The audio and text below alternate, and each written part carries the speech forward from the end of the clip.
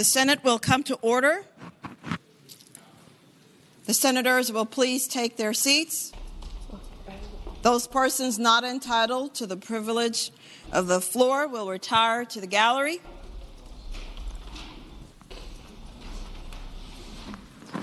The senators and all in attendance, please stand and be led in prayer by the Reverend Michael Mayton of Bon Air United Methodist Church in Chesterfield. Following the prayer, everyone will please remain standing and be led in the Pledge of Allegiance to the United States of America by Senate Page Henry Pillon of Abingdon. Shall we pray? Almighty God, in whose image we are all made, cover each of these thy servants with wisdom to accomplish the work before them for the benefit of the people of Virginia. May the senators and all of those who work with them bring out the best in each other and unite in thy will. Remind us, Lord, our struggle is not against each other, but against the spiritual forces of evil that invade this world. And humble us this day, dear God, to speak only truth, to act always with your righteousness, to stand together against wrong, and help us to see into the future so that our actions today move us into the ways that you bring forth. Bless these, thy servants, and their families to do their best, to never give up, and to always move towards thy peace. God bless the Commonwealth of Virginia. Amen. Amen.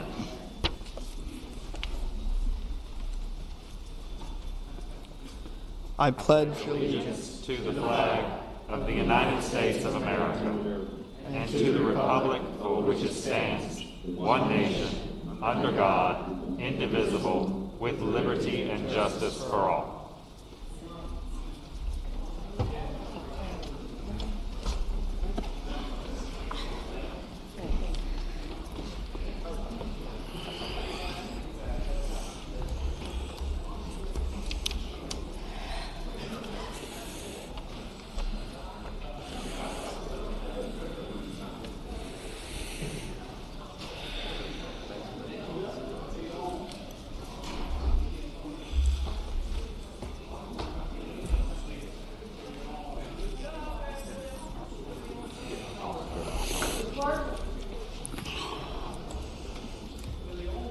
The clerk will call the roll. All those present, please vote aye. The clerk will close the roll. You have a quorum, Madam President. The senator from James City, Senator Norman.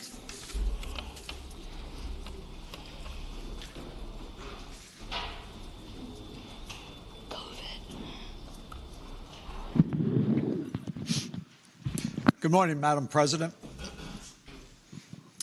Madam President, I respectfully move that the rules of the Senate be suspended consistent with the protocol we've adopted whereby any member may participate remotely and electronically today as a result of a COVID situation. The question is, shall the rules be suspended to allow senators affected by COVID to participate remotely and electronically for the day? All in favor of the motion will record their votes aye. Those opposed, no. Are the senators ready to vote? Have all the senators voted? Do any senators desire to change their votes? The clerk will close the roll. Ayes 33, no 0. Ayes 33, no 0. The motion passes.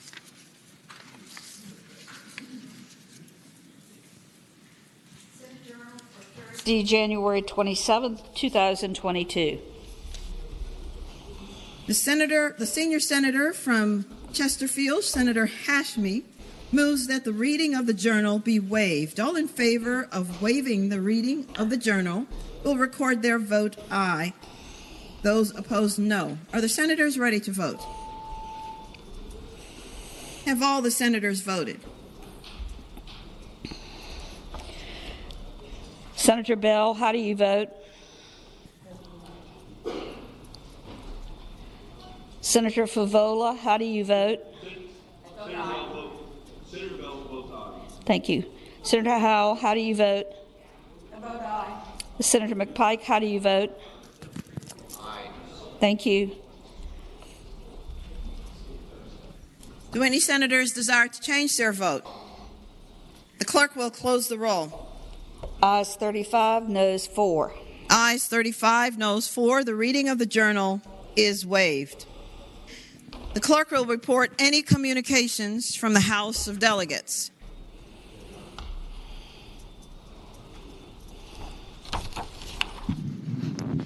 Madam President, I move that we waive the reading of the journal from the House, the communications from the House. The question is, shall the reading of the communication be waived? All in favor of waiving the reading of the communication from the House of Delegates will record their votes aye. Those opposed, no. Are the senators ready to vote? Have all the senators voted? Senator Bell, how do you vote? Senator Bell votes aye. Senator Favola, how do you vote? I vote aye. Senator Howell, how do you vote? Aye. Senator McPike, how do you vote? Aye. Thank you. Do any senators desire to change their vote? The clerk will close the roll. Ayes 35, noes 3. Ayes 35, noes 3. The reading of the communication is waived. The clerk will report any communications from the governor. We do not have any, Madam President. Now comes the time in the morning hour when we recognize our very distinguished guests in the gallery. You are here watching your Senate, and this is your Senate. What we're going to do is your senator will be called upon, you will rise, and after we hear all the wonderful things you're doing, then we will applause. So with that, I call on the senior senator from Chesterfield, Senator Hashmi. Thank you, Madam President. I rise for purposes of an introduction. The senator has the floor. Thank you, Madam President. Today, I'm here to introduce Reverend Mike Mayton, who just provided us the wonderful invocation this morning.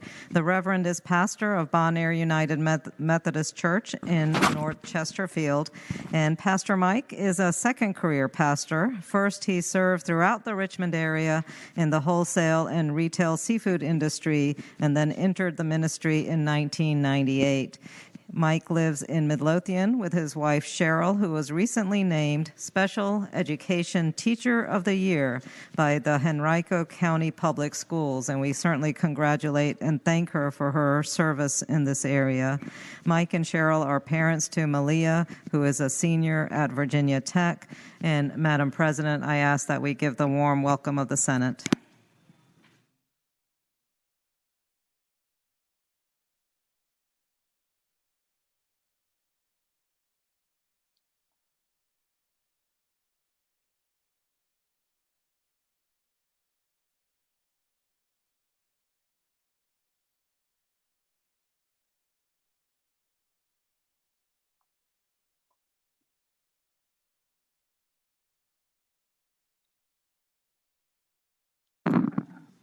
Well, thank you, Madam President. Madam President, today, joining us in the Senate gallery are members of the Virginia Professional Firefighters. Chartered in 1955, the Virginia Professional Firefighters represents more than 9,000 professional firefighters and paramedics across the Commonwealth of Virginia. Their statewide membership represents more than 57 different localities. They are visiting the Capitol this week for their legislative conference and advocating for legislation to protect the health and safety of Virginia's firefighters and their families. I've also included the names of those attending in the gallery. They are members of the Virginia Professional Firefighters Legislative Committee. Madam President, it is Kurt Dietrich, Portsmouth Fire Rescue; John Wright, Frederick County Fire Rescue; William Barger, Henrico County Fire; Lawrence Brown, Norfolk Fire Rescue; Joe Marable, Prince Williams County Fire and Rescue; Robert Young, Fairfax County Fire and Rescue Department; and Mrs. Erin Rice, Virginia Professional Firefighters. Madam President, I would appreciate if you would extend to these firefighters from all across the Commonwealth the very warm welcome of the Senate.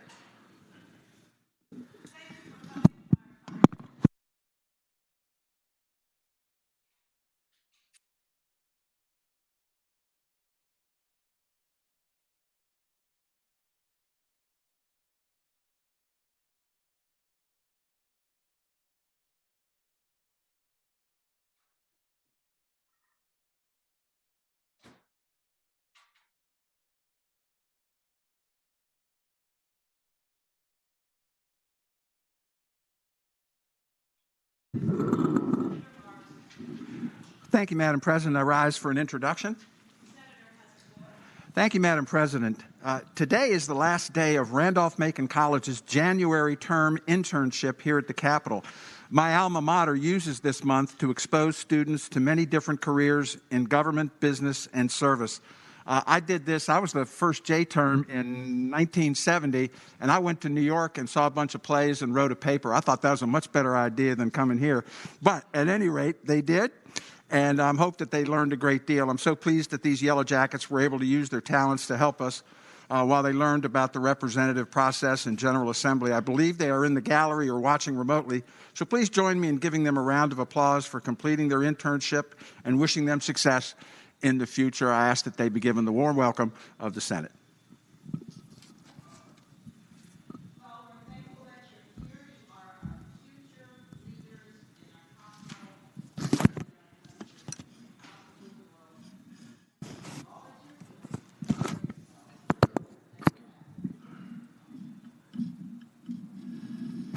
All that I said before.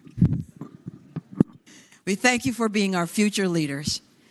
Senators, please join me in welcoming them to the Senate.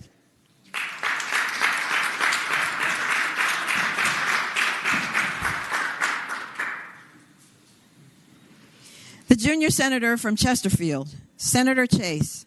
Thank you, Madam President. I rise for the point of a personal introduction. The senator has the floor. Thank you, Madam President. In the gallery today, we are honored to have Dr. Sheila Fury and many of her patients who support medical freedom here in the Commonwealth. Dr. Fury is a personal friend and doctor who has treated many COVID patients who were knocking at death's door and was able to save them.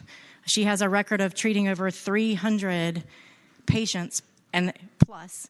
And all of her patients are fully recovering using hydroxychloroquine, ivermectin, and many of her patients are here and with her today testifying on my bill that we presented this morning in the subcommittee. Madam President, I would greatly appreciate if you would extend the warm welcome of the Senate to our fine guest today. Thank you. Dr. Fury and your team with you, we thank you for helping us to get through this COVID. And for all that you do, our Senate welcomes you heartily. Senators, please join me.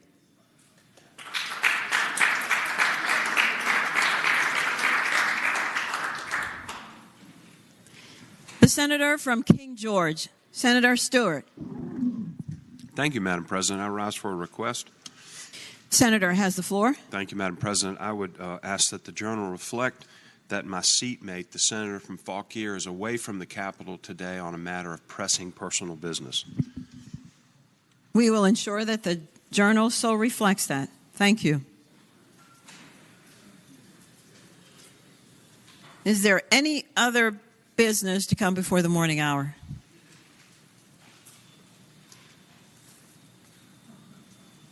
The chair recognizes the senator from Hampton, Senator Locke. Thank you, Madam President.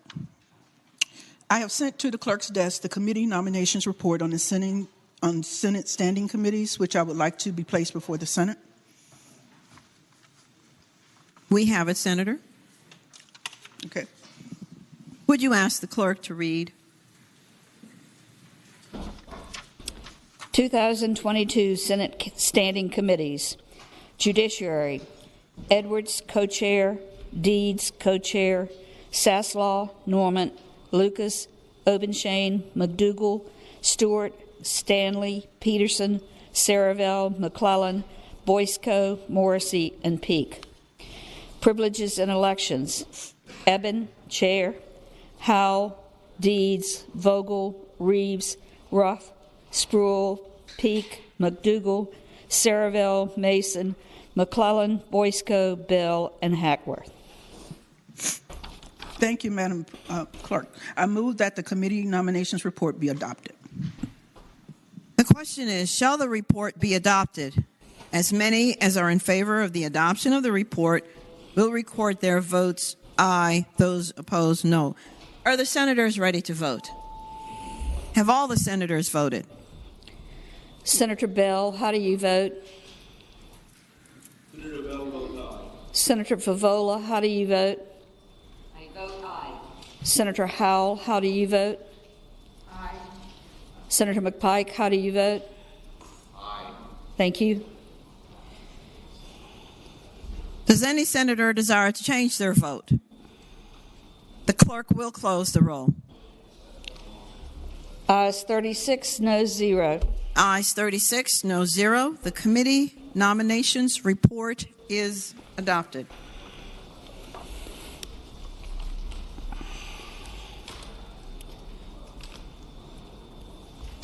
The clerk will call the calendar. Senate calendar for Friday, January 28, 2022. Uncontested calendar, Senate bills on third reading. The senior senator from Fairfax County, Senator Saslaw. Madam President, I move, that Senate bills on third reading uncontested calendar, pages 1 through 9, and Senate Bill 206 through 648 be placed on their final passage in a block. Any senator desiring to remove a bill from the block, please do so after the clerk has read the number of the bill. The question is, shall the Senate bills on the uncontested calendar, third reading, pages 1 through 9, Senate Bills 206 through Senate Bill 648, be placed upon their final passage in the block, with the understanding that any senator desiring to remove a bill from the block do so after the clerk has read the number of the bill? All in favor of the motion will say aye. Those opposed, no. The ayes have it. The motion is agreed to. The bills are before us in the block. The clerk will now read the number of the bills. Senate Bill 206, Senate Bill 327. Madam President, I apologize. The senator from King George. I apologize. My string is not long enough.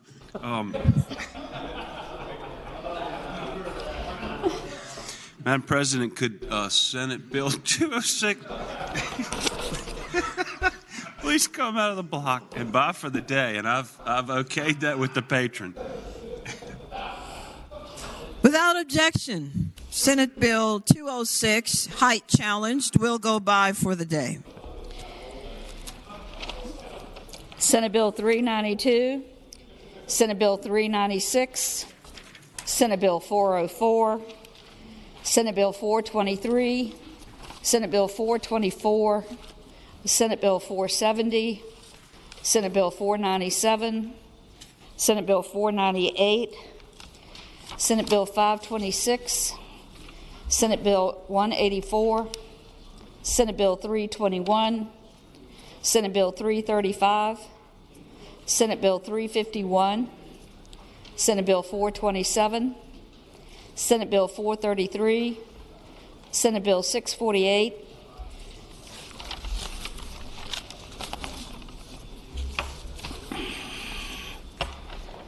The question is, shall the bills in the block pass? That is, all bills except for Senate Bill 206 on page 1. All in favor of the passage of the bills will record their votes aye. Those opposed, no. Are the senators ready to vote?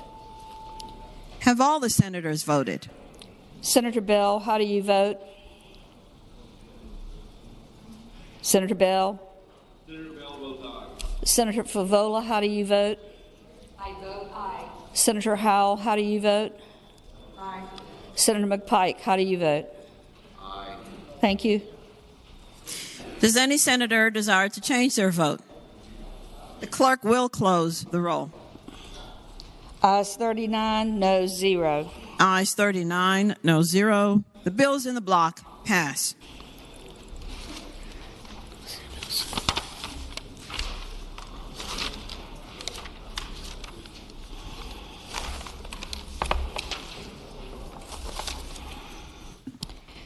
Regular calendar, Senate bills on third reading.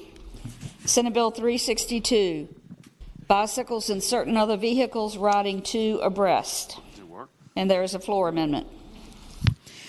The senator from King George, Senator Stewart. Thank you, Madam President.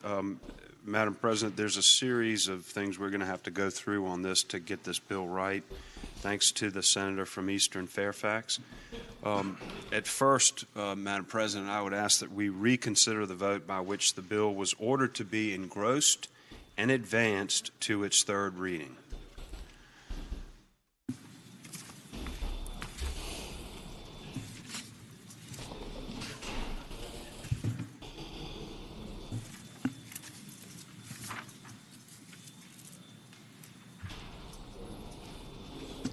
The Senate will be at ease momentarily.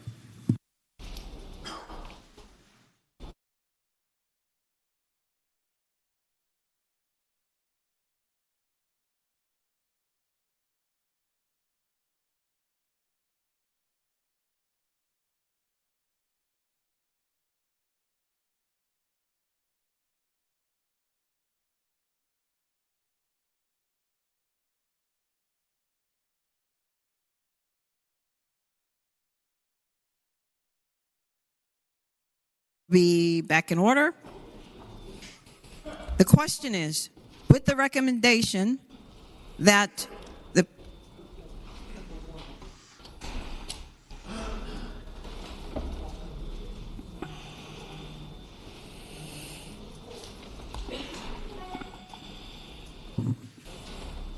question is, shall the vote be reconsidered by which the bill was ordered to be engrossed and advanced to its third reading?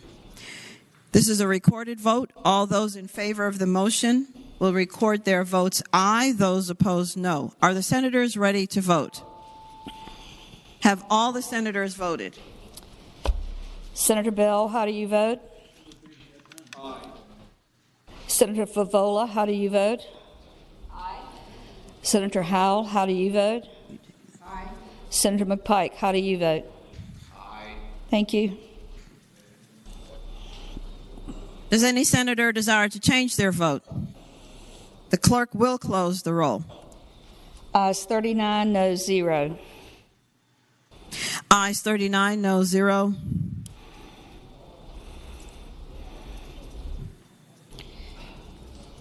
The motion is to be reconsidered.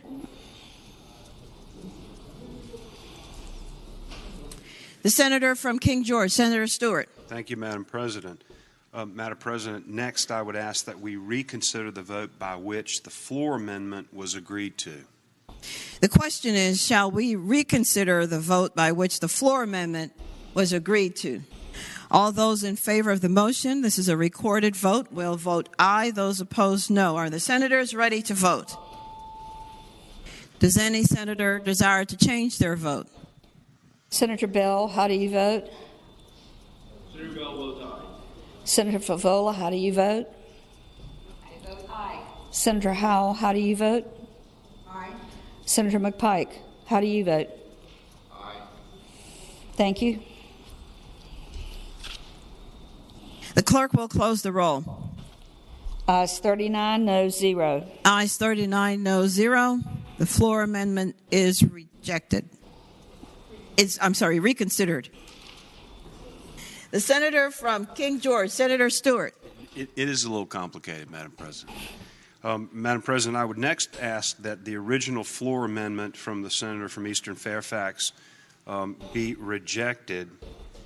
And Madam President, I would tell the members that the senator from Eastern Fairfax and I are in accord with this to try to get the proper floor amendment on the bill.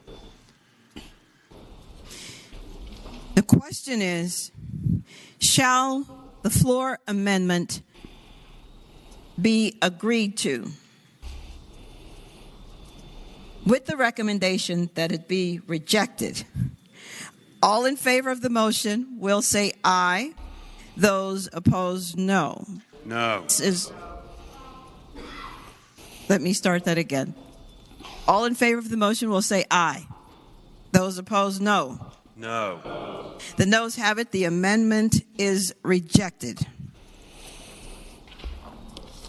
The senator from King George, Senator Stewart. Thank you, Madam Chair. I would next waive reading of the floor amendment offered by Senator Searle. The question is, shall the reading of the floor amendment be waived? Those in favor will say aye. Those opposed, no. The reading of the floor amendment is waived. The senator from King George, Senator Stewart. Thank you, Madam President. Next, I would ask that we agree to the floor amendment and very quickly, actually in the original floor amendment that the senator from Eastern Fairfax offered, we transposed riding or moving, and this fixes that, and I will explain all of that after as I ask that the bill pass. The question is, shall the floor amendment be agreed to? Those in favor will say aye. Aye. Those opposed, no. The ayes have it. The floor amendment is agreed to. The senator from King George, Senator Stewart. Thank you, Madam President. I would ask that the bill be engrossed in advance to its third reading. The question now is, shall the bill be engrossed in advance to its third reading? Those in favor of the motion will say aye. Aye. Those opposed, no. The ayes have it. The bill is engrossed in advance to its third reading. And again, the senator from King George, Senator Stewart. Thank you, Madam President. I'd ask that the rules be suspended and that the third constitutional reading be dispensed with. The question is, shall the third constitutional reading be dispensed with and the rules suspended for the Senate Bill 362? This is a recorded vote. All those in favor of the motion will record their votes aye. Are the senators ready to vote? And those opposed, no. Have all the senators voted? Senator Bell, how do you vote? Aye. Senator Favola, how do you vote? Aye. Senator Howell, how do you vote? Aye. Senator McPike, how do you vote? Aye. Thank you. Does any senator desire to change their vote? The clerk will close the roll. Ayes 39, no 0. Ayes 39-0. The rules are suspended and dispensed with the third constitutional reading. Finally, the senator from King George, Senator Stewart. Thank you, Madam President. I'd move the bill pass. And speaking to that, the senator has the floor. Thank you, Madam President. Madam President, members, Senate Bill 362 essentially requires cyclers who are riding two abreast in a lane, which they are allowed to do now as a result of a law we passed last year, to move into single file when a vehicle is approaching them from behind. And let me tell you how we got here.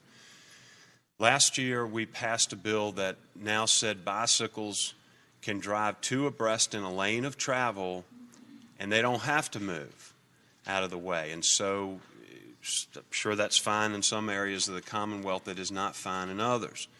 I had a constituent who called me and later emailed me out of Prince William, the western side, who at about 5:30 one morning was driving to work. He had a dually truck. He had a 6-horse trailer on the back of it. He had a horse in the trailer. He came around a turn and came up on two people riding on bicycles. He was doing 50. They were doing 5 miles an hour.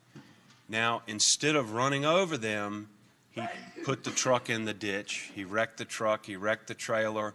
Horse broke its leg, and they had to shoot the horse. Very, very sad story, but very much in line with the concern that most of us had when this was passed. And so I understand that this law is very important to the cycling community, and therefore it's very important to members of this body. And what I tried to do was come up with a modest tweak to that legislation that simply says, if you have a vehicle overtaking you from behind, you need to move into single file to let that vehicle go around you. And if we don't, people are going to get killed. We were lucky in this instance where the guy actually saw him and chose to wreck his truck instead of running over two people.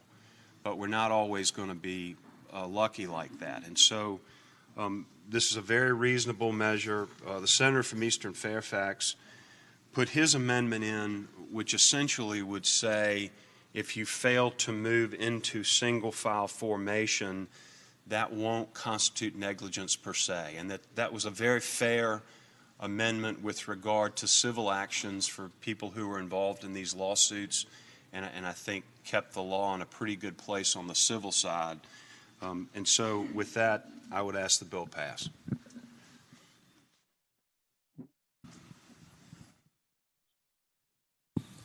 The senator from James City, Senator Norman. Madam President, I rise to see if the senator from King George would yield for a question. Will the senator yield? I will yield.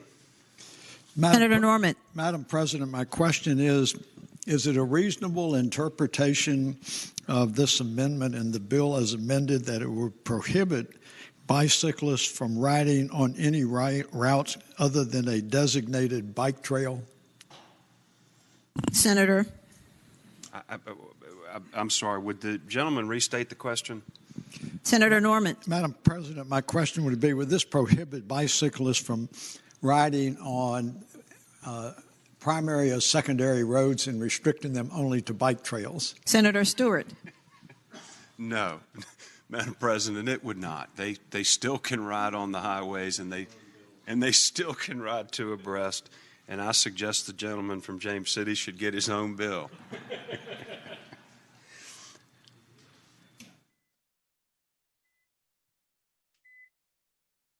The question is, shall Senate Bill 362 pass?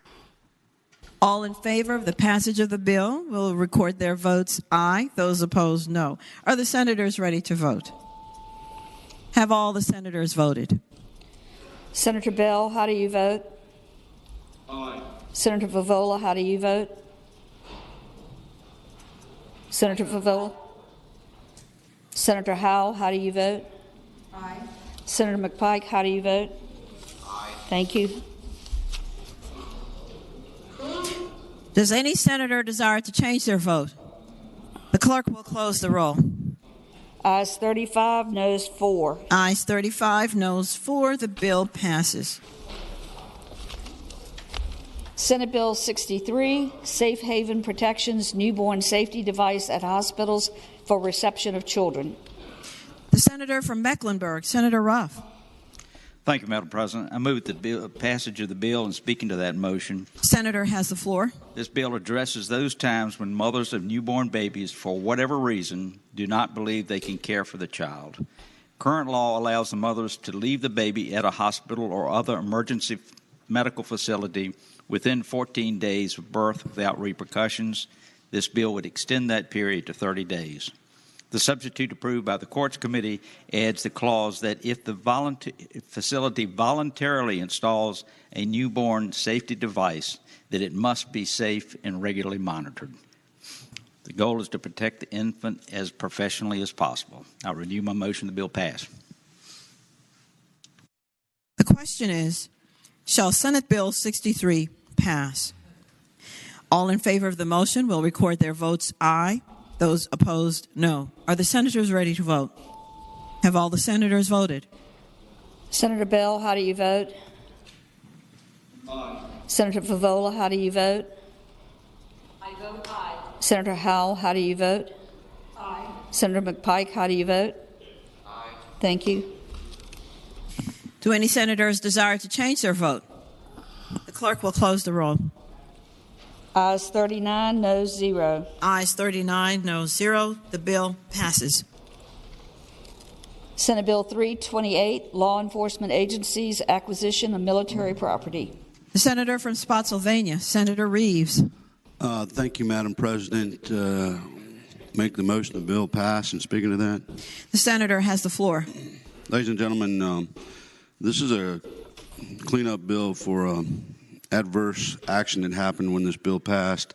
It caused our law enforcement the inability for them to secure their shotguns by secondary means. So this cleans that up and allows them the opportunity to purchase those. That's the bill, Madam President. The question is, shall Senate Bill 328 pass? All those in favor of passage will record their votes aye. Those opposed, no. Are the senators ready to vote? Have all the senators voted?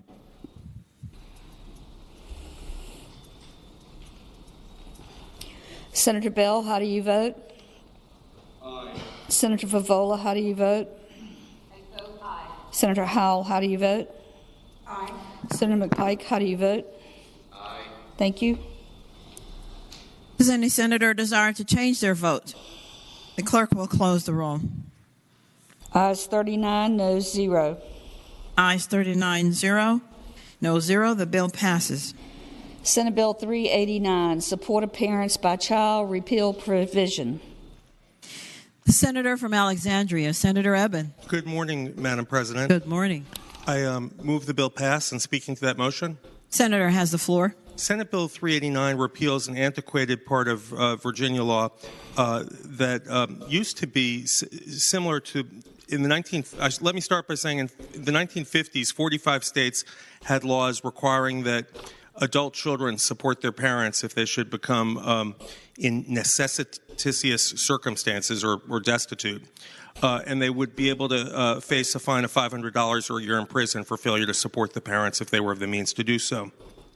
So it's a rarely used and outdated statute, and today there are many systems in place for assisting indigent adults with medical expenses such as Medicare, Medicaid, and hospital-specific financial assistance. Most states that have filial responsibility laws don't enforce them. Several states have repealed them recently, including Maryland, Iowa, New Hampshire, and Idaho in recent years, but we're down from the 45 states that had these in the 50s to 26 states now. And when a constituent brought this to my attention, I found a great law review article from the University of Richmond Law Review about examples in Virginia of the law being misused. And I'll just give two examples before I sit down. They had a brother who'd run his mother's finances into the ground, sued his sister to hold her liable for his financial mistakes, burdening her with substantial litigation fees. The law has provided a forum for a stepfather to retaliate against his wife's children after the children petitioned the court to replace them as the mother's guardian. And a man was permitted to sue his less solvent brother to contribute a greater portion of their parents' luxury assisted living facility bill. So the bill, this is really an antiquated law, and I hope we will repeal it. With that, I move the bill pass. The question is, shall Senate Bill 389 pass? All those in favor of the motion will record their votes aye. Those opposed, no. Are the senators ready to vote? Have all the senators voted? Senator Bell, how do you vote? Senator Favola, how do you vote? I vote aye. Senator Howell, how do you vote? Aye. Senator McPike, how do you vote? Aye. Thank you. Do any senators desire to change their vote? The clerk will close the roll. Ayes 39, noes 0. Ayes 39, no 0. The bill passes. Senate Bill 181, workers' compensation, presumption as to death or disability from COVID-19 vaccine. The senator from Fairfax County, the senior senator, Senator Saslaw. Madam President, this bill is somewhat of a follow-on. Back in the 2020 session, we passed a bill. I was the sponsor of that, and there was a House version that ultimately, after the governor amended it, made it retroactive back to July 1st of 2020 for health care providers, emergency medical people, firefighters, law enforcement, to get workman's comp for if they came down with COVID. The problem and it wasn't a major problem, but it was because 95 to 97% these professions have all gotten vaccinations, but there are just a handful that haven't. So what this says is that if you refuse the vaccination and then you come down with COVID, you're not eligible for workman's comp. None of the organizations affected by this were opposed to the bill. And like I said, one of the reasons is that 95 to 97% of their membership have all been vaccinated. But if you do turn it down and then you come down with COVID, you're not eligible for workman's comp. And with that, I would move the passage of the bill. The senator from Rockingham County, Senator Obenshain. Madam President, speaking of the bill. The senator has the floor. Madam President, members of the Senate, as you may see from the calendar, I voted against this bill in committee, and I just want to put a little context on this. Vaccinations have absolutely been made widely available, and that's a great thing. It's a great thing that members of our first responders and frontline healthcare workers are taking advantage of those vaccinations and are doing so in great numbers. But my concern is that this is more of a political statement, and I say that with great respect to my friend, the senior senator from Fairfax. It doesn't draw a line as to why somebody may have declined to accept a vaccination. These are among the hardest working, most overworked, most stressed people in our communities across the Commonwealth of Virginia. They're people to whom we owe a great debt of gratitude. Take, for example, a young woman of childbearing age who just makes a personal choice that I understand the risk. And because of my concern about the impact upon my ability to have children, I'm going to take the risk and decide not to have the vaccination. I don't think we ought to be punishing these people. This is an extremely small number of folks. But you know what?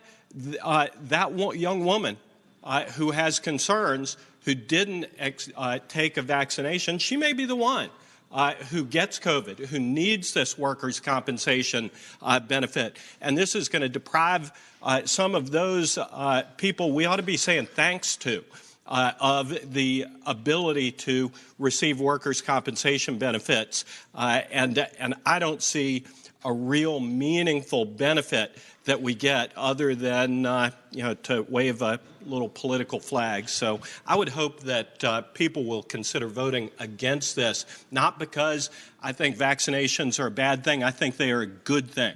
I've been vaccinated. I would encourage everybody to be vaccinated and boosted and all of that. But I think that this sends the wrong message and doesn't take into consideration the individual circumstances of individual members on the front lines in our communities. The junior senator from Chesterfield, Senator Chase. Thank you, Madam President. I speak to the bill, please. The senator has the floor. Madam President, I'd actually like to ask a question of the patron. Will the patron rise? I yield. Thank you. Senator has the floor. Thank you, Madam President. My question is this. If a company mandates a worker to get a vaccine, is that business going to pay damages if the person is injured? Senator Saslaw. I would say this bill does not apply to that. Thank you, Madam President. And I appreciate the answer, the honest answer of the patron of the senator from Chesterfield. Speaking to the bill, Madam President. Senator has the floor. My concern is this. We are forcing workers to get vaccine, and yet we are expecting them to assume the risk, responsibility, and the financial liability and the risk to their health fully.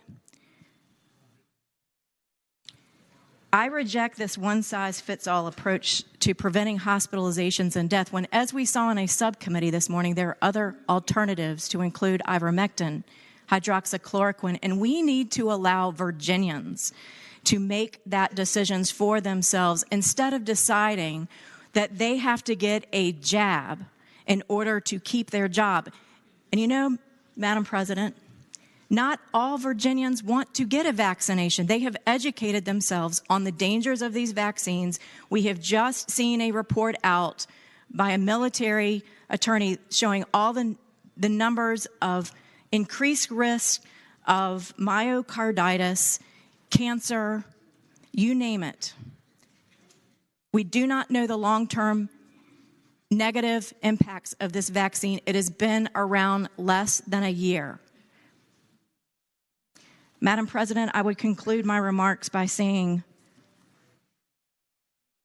we should not force employees to choose between a jab and a job. It is their body, it is their choice, and we need to stop telling people that they can't work if they don't get a jab. Thank you, Madam President.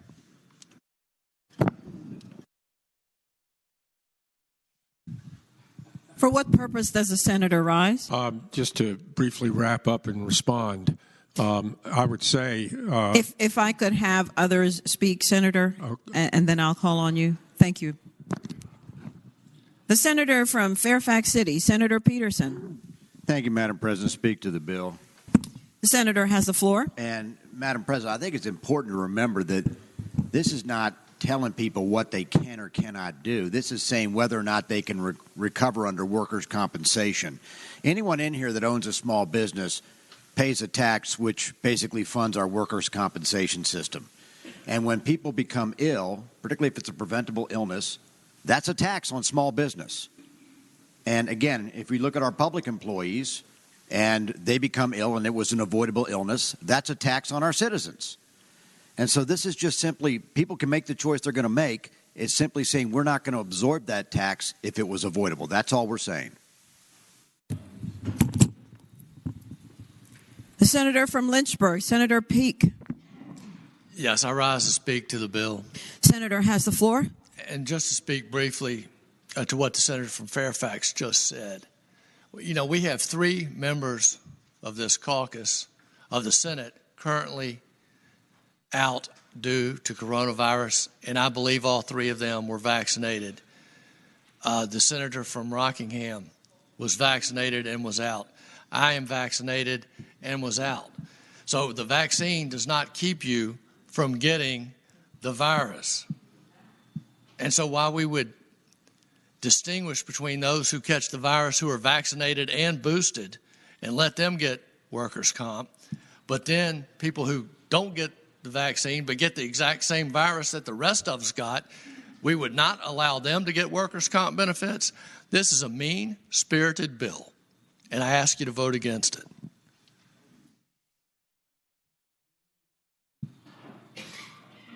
The senator from Enrico, Senator Donovan. Thank you, Madam President. I wish to speak to the bill. The senator has the floor. Thank you, Madam President. I just wanted to make a couple of comments about the vaccine. The first is that we have an enormous body of evidence on vaccination, and there's a lot of talk about long-term consequences of vaccination. And I will tell you that all the vaccinations we've been doing for all these decades, including COVID, there is no evidence that vaccination has long-term consequences. Getting COVID does. 10% of people who get COVID actually have long-term COVID and long-term consequences. So, and let me explain to you why we don't worry about long-term consequences with vaccination, because it's going to make sense to you biochemically.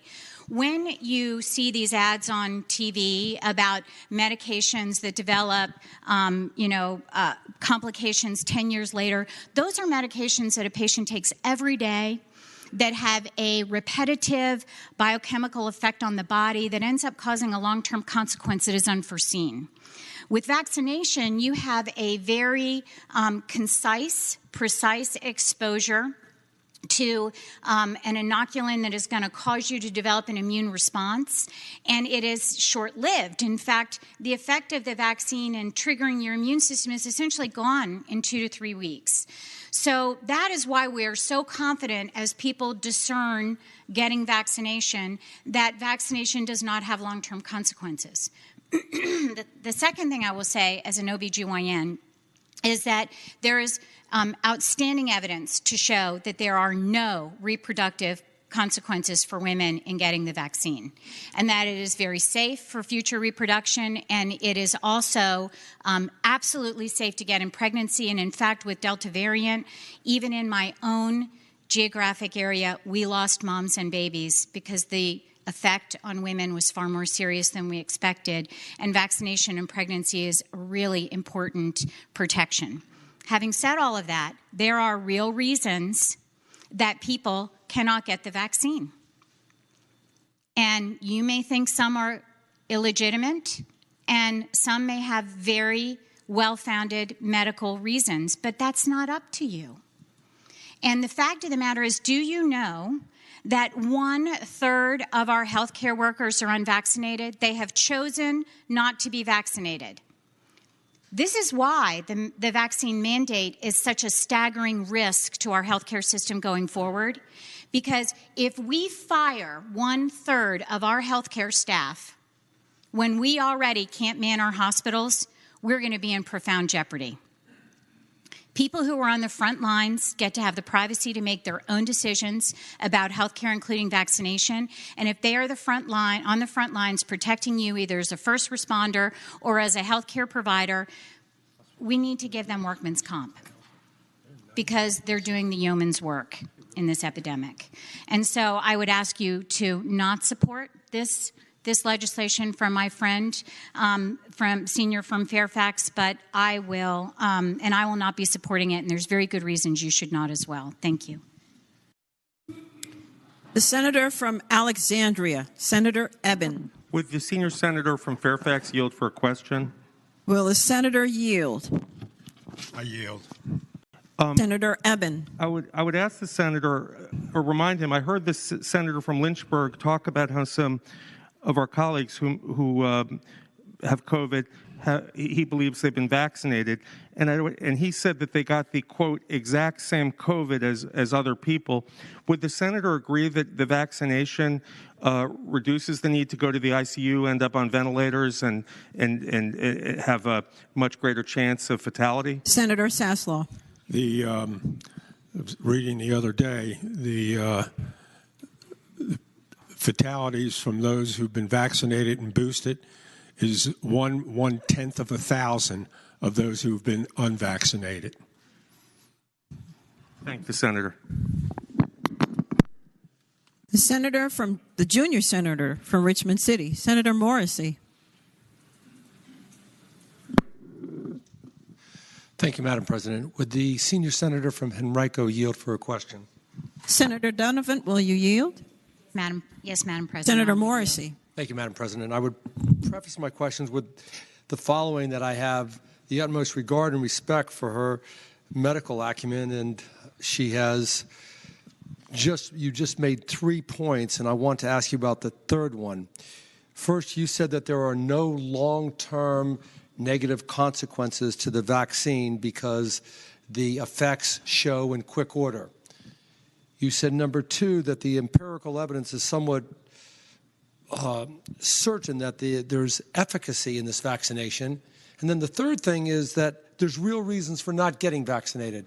Could the senator explain any of those reasons for not getting vaccinated?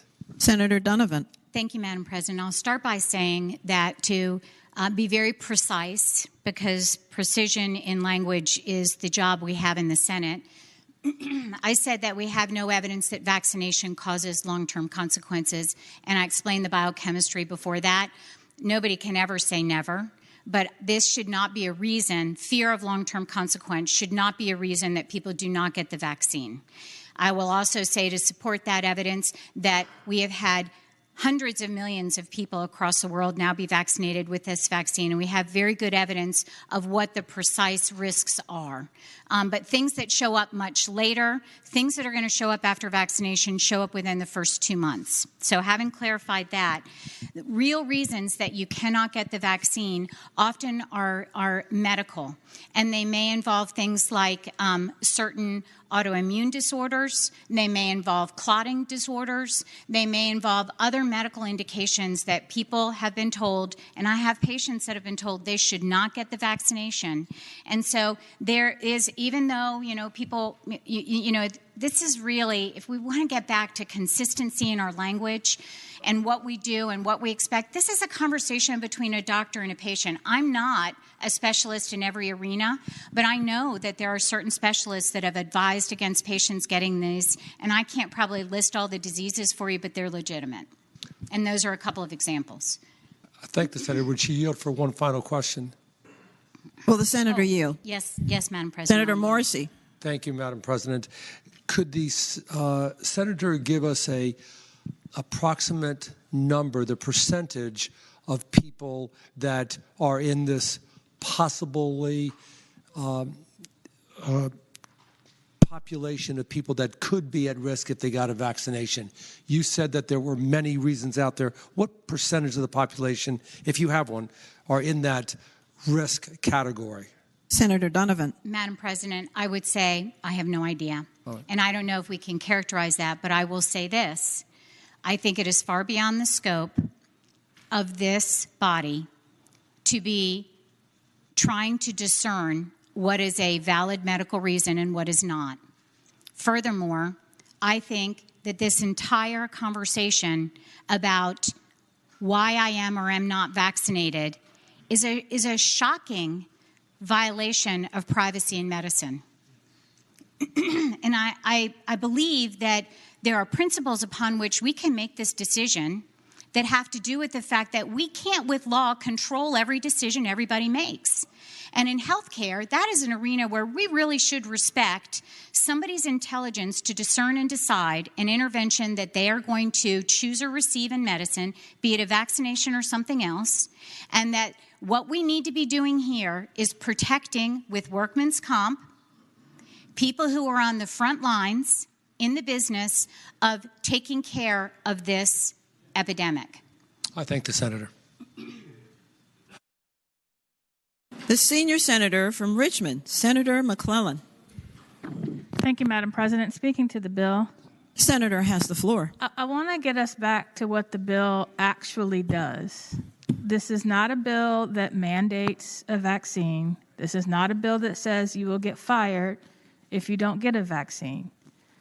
Under current law, if you read the bill, there is a presumption for certain employees in high-risk jobs, healthcare workers, that if they get COVID, they got it in the course of their work and are eligible for workers' comp. And it's a rebuttable presumption. Under current law, if their employer offered them the vaccine and they didn't take it, they're not entitled to that presumption. Doesn't matter why they didn't take it.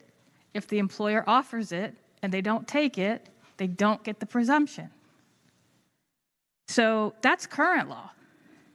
What this bill does is just change that to say whether your employer offered it or not.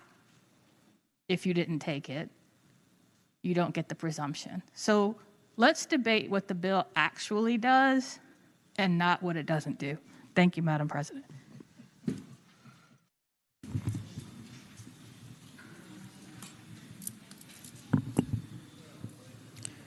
The question is, shall Senate bill, does the senior senator from Fairfax, Senator Saslaw?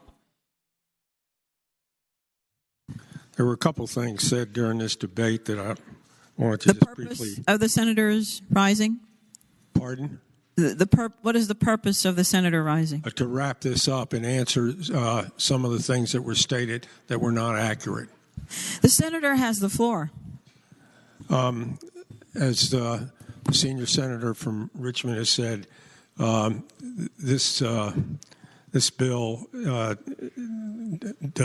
essentially deals with a situation that with employment. And I would say also to Senator Donovan, there is a provision in this bill, if you look at it, that says with the doctor's written permission, saying that it would be a health risk to you, you're exempt from this bill. You don't have to get the shot, and you would still get workman's comp. You heard from the junior senator from Chesterfield that they ought to have a choice between a jab, and employment. You don't get laid off for not getting this shot. This has to do with getting workman's comp. And finally, I would say to the senator from Lynchburg, I don't put in mean-spirited bills, and neither is this mean-spirited. This bill simply deals with a problem, and I might add that not one of these organizations that are affected by this showed up to testify against the bill. Not a one. With that, I would renew my motion for passage. The question is, shall Senate Bill 181 pass? All in favor of the motion will record their votes aye. Those opposed, no. Are the senators ready to vote? Have all the senators voted? Senator Bell, how do you vote? Senator Bell votes aye. Senator Favola, how do you vote? I vote aye. Senator Howell, how do you vote? Aye. Senator McPike, how do you vote? Aye. Thank you. Does any senator desire to change their vote? The clerk will close the roll. Ayes 22, no 17. Ayes 22, no 17. The bill passes. Senate Bill 226, a bill relating to workers' compensation notice to employees. The senator from Prince William, Senator McPike. Madam President, over here at Surville, Eastern Fairfax. The senator from Eastern Fairfax, Senator Surville. Thank you, Madam President. Could that bill go by for the day? Without objection, Senate Bill 226 goes by for the day. Senators, I'm sorry, I can't see you sometimes, so if you could tell me, I'm the glare and your glare. Thank you. Senate Bill 422, a bill relating to health insurance tobacco surcharge. The senator from Roanoke City, Senator Edwards. Yeah, Madam President, I move that Senate Bill 422 pass. And by way of explanation, the senator has the floor. This grew out of a study from the Joint Commission on Health Care. It was a unanimous recommendation of the Joint Commission on Health Care that this bill be reported. It is designed to improve affordability in health insurance. I think everybody wants affordability. And by way of explanation, currently the Affordable Care Act authorizes insurance companies to charge a tobacco surcharge, an additional charge for those up to 50% more than for those that are non-smokers. And this is under the theory that a tobacco surcharge was supposed to encourage tobacco users to cease smoking. And the fact is, studies show that simply does not work. Encouraging tobacco users to buy health insurance provides more opportunities for the healthcare providers to work with patients at an earlier point in time on tobacco cessation programs before they become sick and chronically ill from tobacco use. And the Joint Commission on Healthcare staff estimated that removing the tobacco surcharge will reduce premiums in the individual market and increase the number of and the number of uninsured, so that more people would be insured.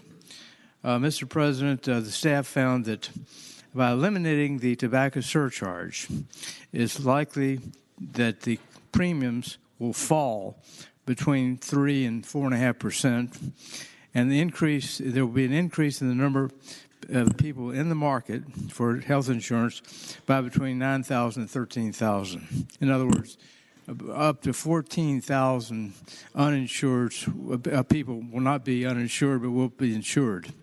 So the point is the surcharge does not discourage people from smoking, but it does discourage people from buying insurance. And it's important for more and more people to buy insurance because more people who purchase health insurance, it spreads the cost, spreads the risk, and lowers the cost of health insurance across the board. So if you want health insurance to go down, pass the bill. Thank you, Mr. President. The senator from Southern Fairfax County, Senator Barker. Madam President, I'd like to speak to the bill. The senator has the floor. Yes, and I would thank the senator from Roanoke City for carrying this bill and for his work on the Joint Commission on Health Care.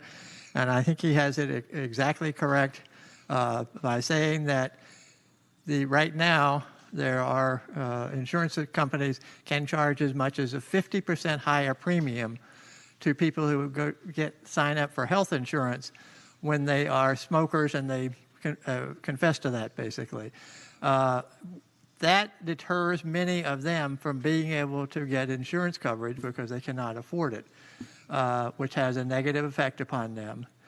And it does not incentivize them, really successfully at least, to be able to not smoke, to quit smoking and to go through some system. Whereas if they have health insurance coverage and are dealing regularly with providers that are taking care of them, there's more likelihood that they will get into a program.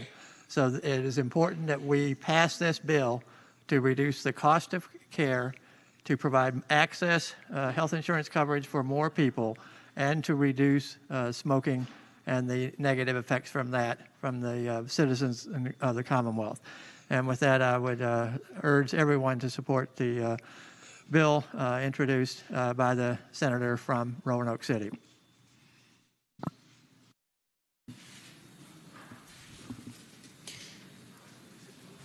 The question is, shall Senate Bill 422 pass?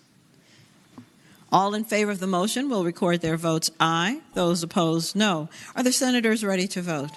Have all the senators voted? Senator Bell, how do you vote? Aye. Senator Favola, how do you vote? Vote aye. Senator Howell, how do you vote? Aye. Senator McPike, how do you vote? Aye. Thank you. Does any senator desire to change their vote? The clerk will close the roll. Ayes 37, noes 1. Ayes 37, noes 1. Senate Bill 422 passes. Uncontested calendar, Senate bills on second reading. The senator from Fairfax City, Senator Peterson. I'm sorry, this is uncontested. The senior senator from Fairfax County. I'm going to pass them in a block. Madam President, I move that all Senate bills on second reading on the uncontested calendar, pages 12 through 16, that's Senate Bill 9 through 509, be advanced their engrossment in third reading in a block after the adoption of any amendments thereto, and any senator desiring to remove a bill from the block, please do so after the clerk has read the number of the bill. The question is, shall all Senate bills on second reading on the uncontested calendar on pages 12 through 16, Senate Bills 9 through 509, be engrossed in advance to their third reading in the block after the adoption of the amendments thereto, that any senator desiring to remove a bill from the block may do so after the clerk has read the number of the bill. All in favor of the motion will say aye. Aye. Those opposed, no. The ayes have it. The motion is agreed to. The clerk will read the number of the bills. Senate Bill 9, reported from the Committee on Finance and Appropriations with amendment. The senator from Fairfax City, Senator Peterson. Thank you, Madam President. I move the committee amendment. The question is, shall the committee amendments be adopted? All those in favor will say aye. Those opposed, no. The ayes have it. The senator from Fairfax City, Senator Peterson. Move the... It'll be in the block. Oh, they are in the block. I'm sorry. Next one. Running right along. Senate Bill 50, reported from the Committee on Agriculture, Conservation, and Natural Resources with a substitute. The senior senator from Chesapeake, Senator Cosgrove. Thank you, Madam President. I would ask the indulgence of the body and this to go by for the day. Without objection, Senate Bill 50 goes by for the day. Senate Bill 80, reported from the Committee on Privileges and Elections with a substitute. Thank you, Madam President. The senator from I'll take Senator it from Spotsylvania. Yes, Madam President. I would ask that we agree to the committee substitute. The question is, shall the substitute for Senate Bill 80 be agreed to? Those in favor will say aye. Those opposed, no. The ayes have it. Substitute is agreed to. Senate Bill 101, reported from the Committee on Finance and Appropriations with amendment. The senator from Augusta, Senator Hanger. Thank you, Madam President. I move that we adopt the committee amendment. Question is, shall the committee amendment be adopted? Those in favor of the motion will say aye. Those opposed, no. The committee amendments are adopted. Senate Bill 161, reported from the Committee on Finance and Appropriations. Senate Bill 238, reported from the Committee on Finance and Appropriations with a substitute. Senator from Prince William, Senator McPike. Madam President. The senator from Eastern Fairfax County. You got Senator it. Saraville. You got it, Madam President. I'd move the committee substitute. The question is, shall the substitute for Senate Bill 238 be adopted? Those in favor will say aye. Those opposed, no. The substitute is adopted. Senate Bill 248, reported from the Committee on Agriculture, Conservation, and Natural Resources with a substitute. Senator from Eastern Fairfax County, Senator Saraville. I'd move the committee substitute. Question is, shall the substitute be adopted for Senate Bill 248? Those in favor of the motion will say aye. Those opposed, no. The substitute is adopted. Senate Bill 305, reported from the Committee on Agriculture, Conservation, and Natural Resources. Senate Bill 307, reported from the Committee on Finance and Appropriations. Madam President. Senator from Williamsburg. The senator from Williamsburg, Senator Mason. Thank you, Madam President. Could Senate Bill 307 go by for the day, please, ma'am? Without objection, Senate Bill 307 goes by for the day. Senate Bill 438, reported from the Committee on Finance and Appropriations with amendment. The senator from James City, Senator Norman. Thank you, Madam President. I would move the committee amendments be agreed to. Question is, shall the committee amendments be agreed to? Those in favor of the motion will say aye. Those opposed, no. The ayes have it. The amendments are agreed to. Senate Bill 509, reported from the Committee on Agriculture, Conservation, and Natural Resources.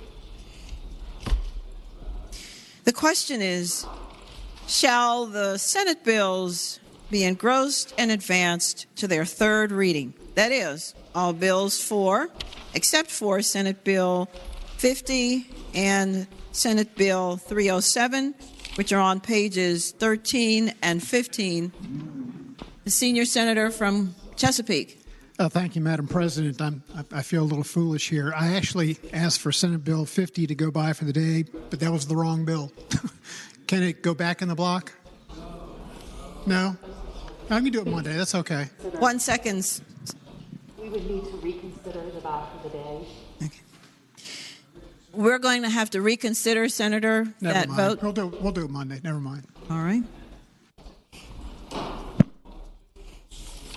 Again, the question is, shall all Senate bills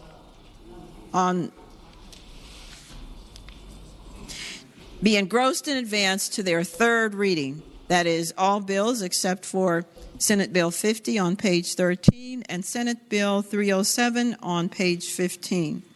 All in favor of the motion will say aye. Those opposed, no. The ayes have it. The bills are engrossed and advanced to their third reading.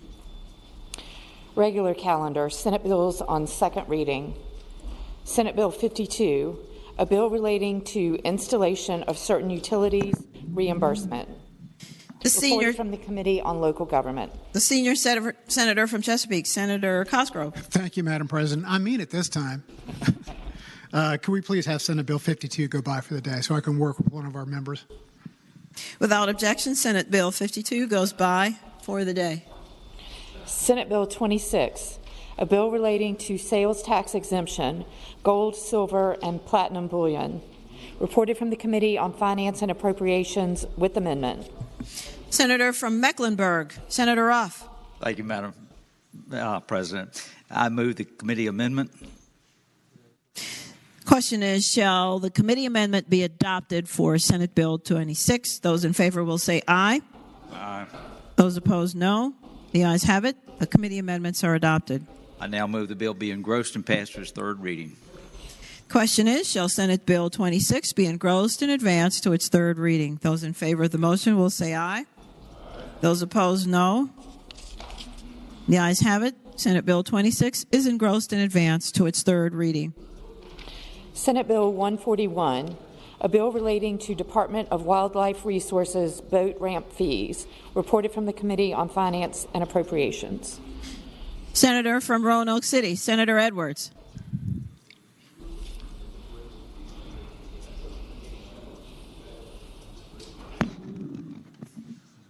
Madam President, I move that the bill be engrossed and advanced to its third reading.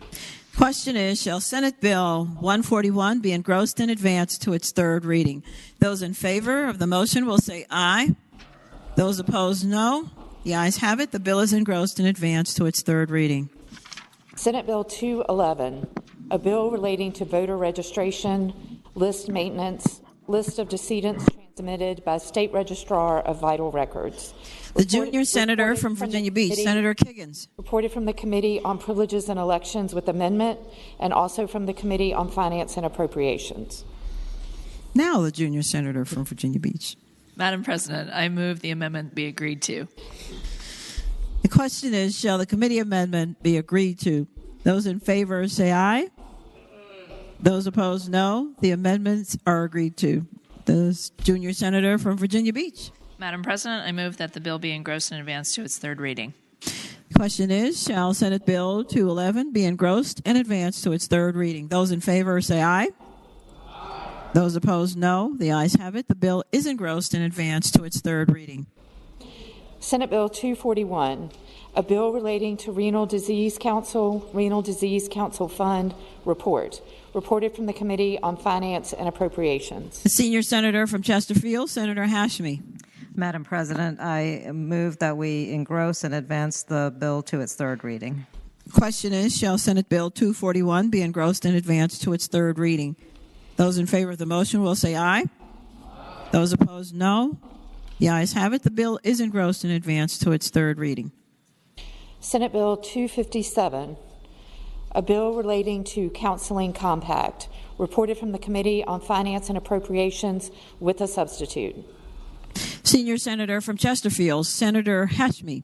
Madam President, I request that SB 257 go by for the day. Without objection, Senate Bill 257 goes by for the day. Senate Bill 272, a bill relating to lower carbon concrete report.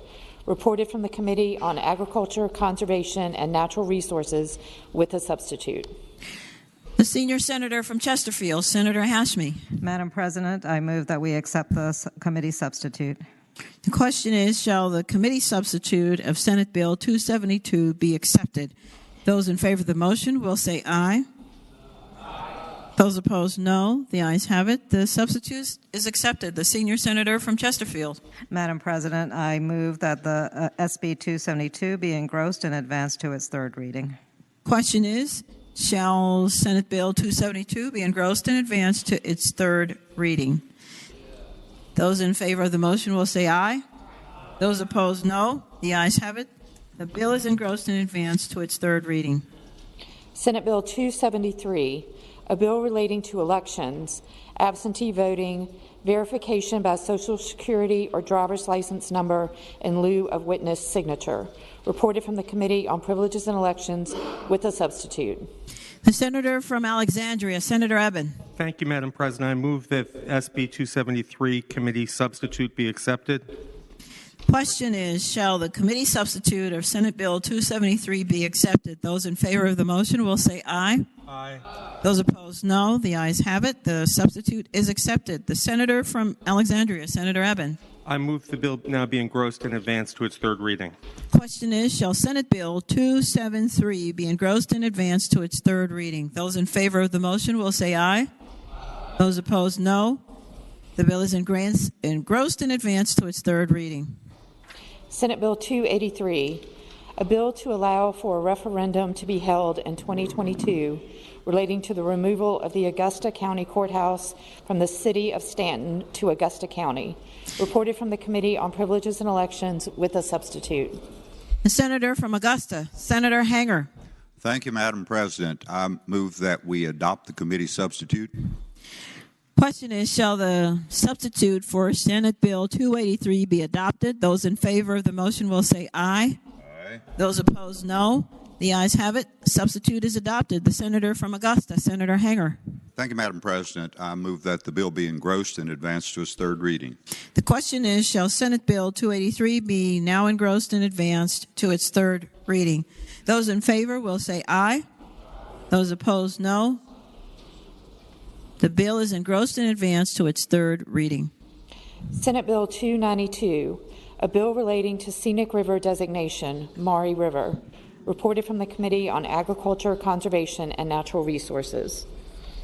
The senator from Bath, Senator Deeds. Madam Chair, I move that the bill be engrossed and advanced to its third reading. The question is, shall Senate Bill 292 be engrossed and advanced to its third reading? Those in favor of the motion will say aye. Those opposed, no. The ayes have it. The bill is engrossed and advanced to its third reading. Senate Bill 371, a bill relating to State Board of Elections, membership, appointment of Commissioner of Elections. Reported from the Committee on Privileges and Elections with a substitute, and also from the Committee on Finance and Appropriations. The senator from James City, Senator Norment, in the absence of Senator Vogel. Madam President, I respectfully ask that the committee substitute be agreed to. The question is, shall the substitute of Senate Bill 371 be agreed to? Those in favor of the motion will say aye. Those opposed, no. The substitute is agreed to. The senator from James City, Senator Norman. Madam President, I would now ask that Senate Bill 372 be engrossed and advanced to its third reading. The question is, shall Senate Bill 371 be engrossed and advanced to its third reading? Those in favor will say aye. Those opposed, no. The bill is engrossed and advanced to its third reading. Senate Bill 492, a bill relating to use of snare traps prohibition. Reported from the Committee on Agriculture, Conservation, and Natural Resources with an amendment. The senator from Hanover, Senator McDougall. Thank you, Madam President. Madam President, I move the committee amendments be agreed to. The question is, shall the committee amendments be agreed to? Those in favor of the motion will say aye. Those opposed, no. Aye. The committee amendments are agreed to.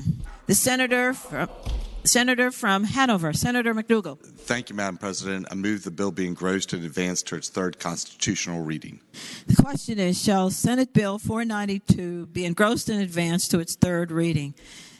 Those opposed will say, those who agree will say aye.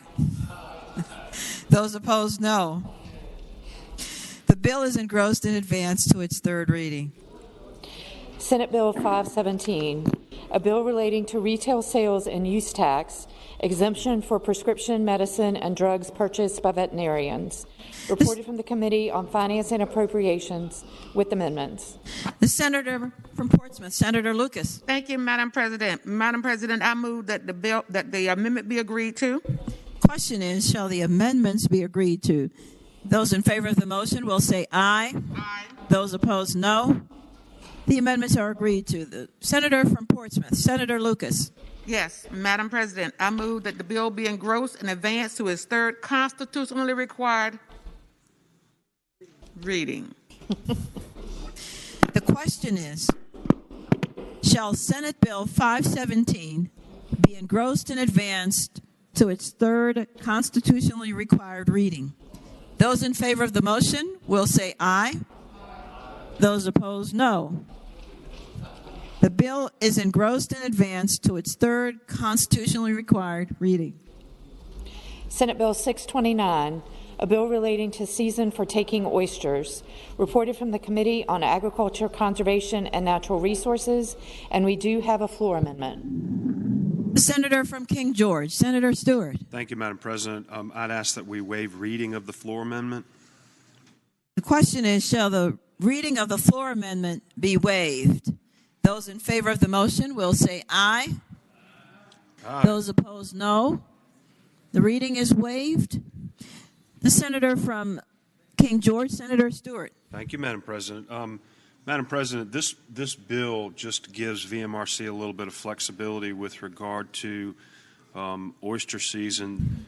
There was an accommodation for the Bay Foundation that we weren't able to get in during committee, and so this amendment just makes sure everybody's, all the parties are happy with this bill and allows them to close it just as much as they could keep it open. So with that, I'd ask the amendment be agreed to.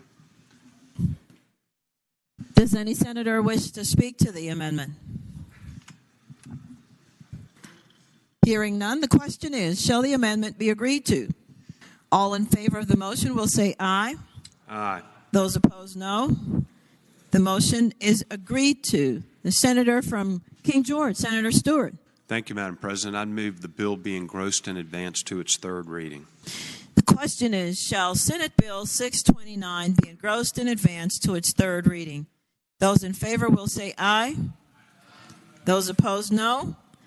The bill is engrossed and advanced to its third reading. Uncontested calendar, Senate bills on first reading.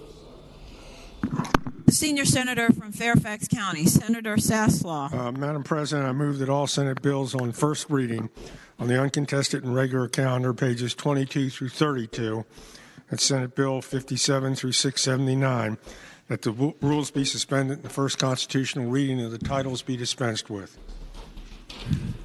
The question is, shall the rules be suspended and the first reading of the titles of Senate bills on the uncontested and regular calendars, pages 22 through 32, Senate bills 57 through 679, be dispensed with? All in favor of the motion will record their votes aye. Those opposed, no. Are the senators ready to vote? Have all the senators voted?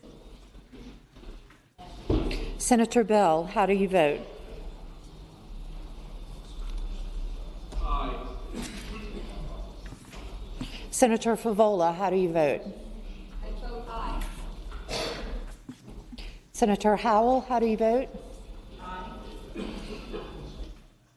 Senator McPike, how do you vote? Aye. Thank you. Does any senator desire to change their vote? The clerk will close the roll. Ayes 39, no 0. Ayes 39, no 0. The reading of the titles is dispensed with.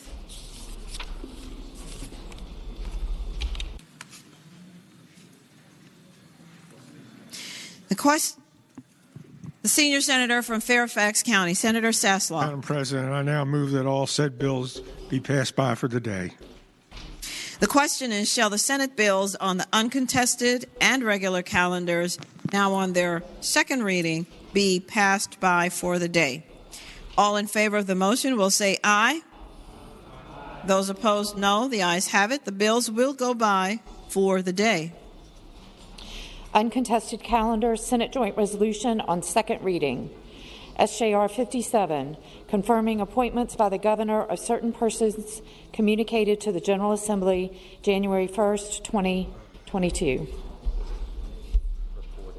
Reported from the Committee on Privileges and Elections. The senator from Bath, Senator Deeds. Madam President, I move that the SJR be engrossed and advanced to its third reading. The question is, shall Senate Joint Resolution 57 be engrossed in advance to its third reading? Those in favor of the motion will say aye. Those opposed, no. The joint resolution is engrossed in advance to its third reading. Uncontested calendar, Senate Joint Resolution on first reading. Senate Joint Resolution 53, endorsing the framework of the statewide strategic plan for higher education developed by the State Council of Higher Education for Virginia as the Commonwealth's vision and plan for higher education. Report.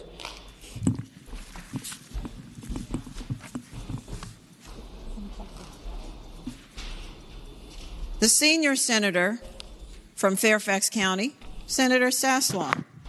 Madam President, I inquire the clerk, does that complete the calendar for today? Yes, sir. Thank you. Is there any other business to come before the Senate? Madam President. The senator from Chesapeake. Upon a personal privilege. The senator has the floor. Thank you, Madam President. Madam President, 36 years ago today, on January 28, 1986, our country watched as the Challenger space shuttle suffered a tragic loss when it exploded just seconds into the launch and takeoff. 7 crew members were on the board.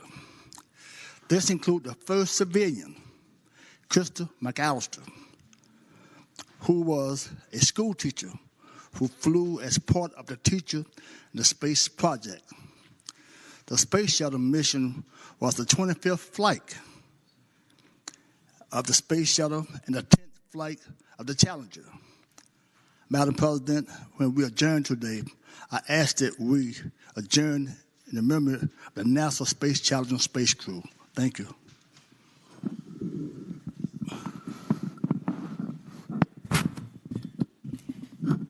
The senator from Western Fairfax County, Senator Marsden. Thank you, Madam President. I rise for an announcement. Senator has the floor. Thank you, Madam President. Truth, justice, and the American way have been preserved in the Commonwealth today. And to comfort my fellow senators, Lewis and Stanley, on their journey home today, the score last night, Randolph-Macon, 83, Hampton-Sydney, 63. All is right with the universe. Thank you, Madam President.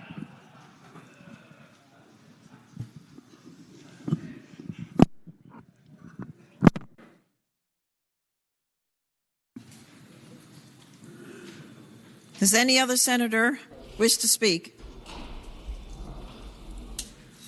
Hearing none, the clerk will report any announcements on the desk. Monday, January 31st, 2022. The Judiciary Subcommittee on Civil Law will meet at 8 o'clock a.m. in Senate Room A, Pocahontas. Senators Peterson, Lucas, Norment, Obenshain, Boysko, and Surville. The Committee on the Judiciary will meet upon adjournment of the Civil Law Subcommittee in Senate Room A, Pocahontas. The Committee on Local Government will meet at 9 o'clock a.m. in Senate Room 3 in the Capitol. The Democratic Caucus will meet at 11 o'clock a.m. in Senate Room 1 in the Capitol. The Republican Caucus will meet at 11:30 a.m. in Senate Room 2 in the Capitol. Weekend weather report. Snow, snow, snow, mostly to the east of Richmond. Please be careful and drive friendly, as Mrs. Shar says. Madam President. For what purpose does the senator from Chesapeake rise? Thank you, Madam President. I believe we have an announcement. Announcement was not given. The subcommittee on local government, 7:45, the charter, Monday.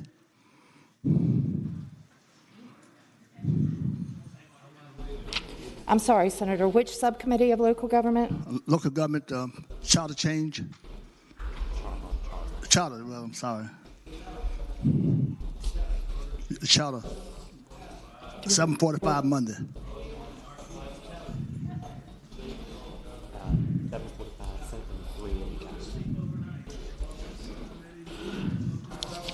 The Local Government Subcommittee on Charters will meet at 7:45 a.m. in Senate Room 3 in the Capitol on Monday. Thank you, Senator. The senator from Portsmouth, Senator Lucas. Thank you, Madam President. Madam President, I move that the Senate do now adjourn until 12 noon on Monday, and in so doing, that we do so in memory of the NASA Challenger space crew. The question is, shall the Senate adjourn until 12 o'clock noon on Monday in memory of the NASA Challenger space crew? All in favor of the motion will say aye. Aye. Those opposed, no. The ayes have it. The motion is agreed to. The Senate stands adjourned until 12 o'clock noon on Monday.